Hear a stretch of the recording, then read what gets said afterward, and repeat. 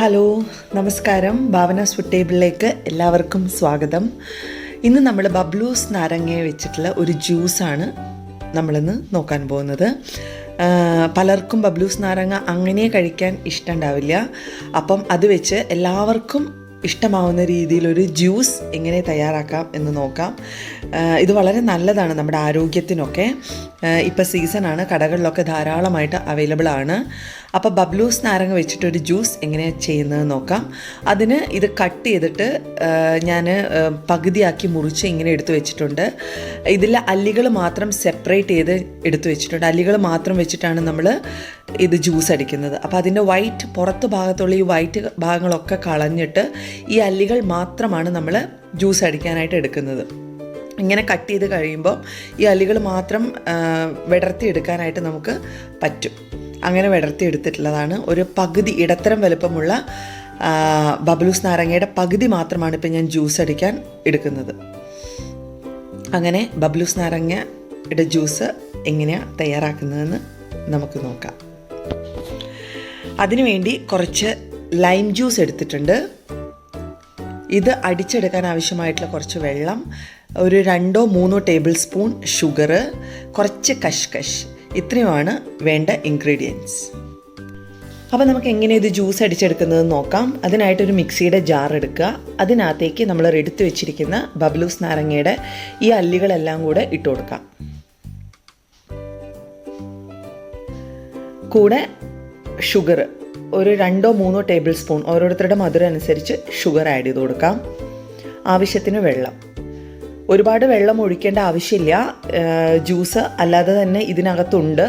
ആവശ്യത്തിന് അരഞ്ഞു കിട്ടാൻ പാകത്തിന് നമുക്ക് എത്രയാണോ അതിൻ്റെ ഒരു തിക്നെസ് വേണ്ട അതിനനുസരിച്ച് വെള്ളം ഒഴിച്ച് നമുക്ക് നന്നായി അടിച്ചെടുത്തിട്ട് വരാം. ഈ പരുവത്തിലാണ് നമുക്ക് വേണ്ടിയത്. ഇത് നമ്മൾ അരിച്ചെടുത്തിട്ട് ഒന്നും കൂടെ വേണമെങ്കിൽ മിക്സിയിലിട്ട് ഒന്നും കൂടെ നമുക്ക് അരച്ചെടുക്കാം. നമ്മുടെ തിക്നെസ്സിനനുസരിച്ച് വെള്ളം ചേർത്ത് അരച്ചെടുക്കാം. എന്തായാലും ഇതിപ്പോൾ ഒന്ന് അരിച്ചെടുക്കട്ടെ.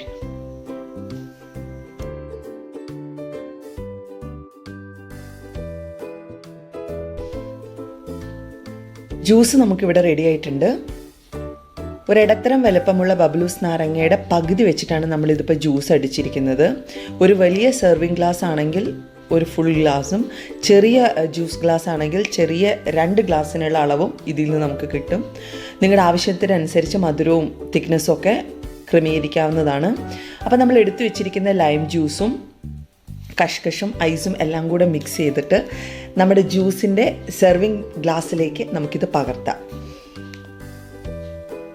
നമ്മൾ റെഡിയാക്കി വെച്ചിരിക്കുന്ന ജ്യൂസ് സെർവിങ് ഗ്ലാസ്സിലേക്ക് പകർത്തി ഒഴിക്കാം.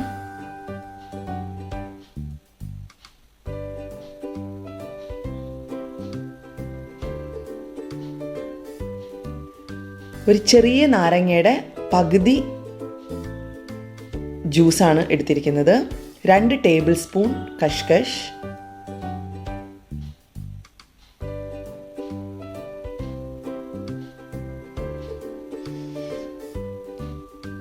തണുപ്പ് വേണ്ടാത്തവർക്ക് ഇത് സ്കിപ്പ് ചെയ്യാം. ഞാൻ എന്തായാലും കുറച്ച് ഐസോട് കൂടിയാണ് ഇത് സെർവ് ചെയ്യുന്നത്. ഒരു 2 ടേബിൾ സ്പൂൺ ഐസ് നന്നായി ഒന്ന് മിക്സ് ചെയ്ത് കൊടുക്കാം. നോക്കൂ, ഹെൽത്തി ആയിട്ടുള്ള ജ്യൂസ് റെഡിയാണ്. നാച്ചുറൽ കളറാണ്. ഒരുപാട് ആരോഗ്യത്തിനൊക്കെ നല്ലൊരു ജ്യൂസാണ്. എല്ലാവരും ഇത് ട്രൈ ചെയ്ത് നോക്കുക. ആർക്കും മനസ്സിലാവില്ല ഇത് ഒറ്റ നോട്ടത്തിൽ ഇത് ബബ്ലൂസ് നാരങ്ങയുടെ ജ്യൂസാണെന്ന്. അപ്പം എല്ലാവർക്കും ഇതിഷ്ടാവുമെന്ന് വിചാരിക്കുന്നു. ലൈക്ക് ചെയ്യുക, ഷെയർ ചെയ്യുക, സബ്സ്ക്രൈബ് ചെയ്യുക. അടുത്ത വീഡിയോ ആയിട്ട് ഇനിയും കാണാം. Thank you.